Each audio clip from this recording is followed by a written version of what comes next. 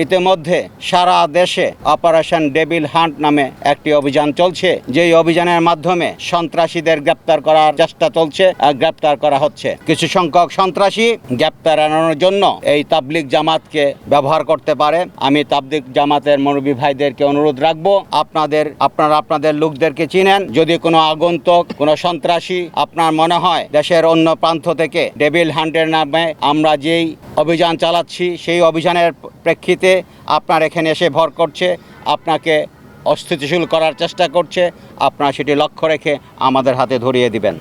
আমরা সকলকে নিরাপত্তা দিতে চাই। নিরাপত্তার মাধ্যমে, একটি নিরাপত্তার চাদরের মাধ্যমে এই দেশের ধর্মপ্রাণ মানুষের যে ইজতেমাটি সুন্দরভাবে সম্পন্ন করতে চাই।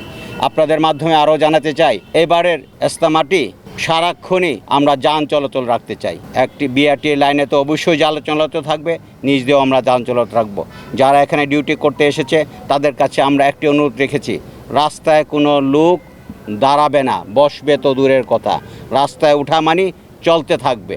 যদি রাস্তায় ওঠা মানি চলতে থাকে, যানও চলতে থাকে, লোকও চলতে থাকে, রাস্তায় কখনো যানজট হওয়ার কোনো সম্ভাবনা থাকে না। কোটি মানুষের আস্থার ভালোবাসায় 11 বারের মতো দেশের 1 নম্বর রেফ্রিজারেটর ব্র্যান্ড ওয়ালটন।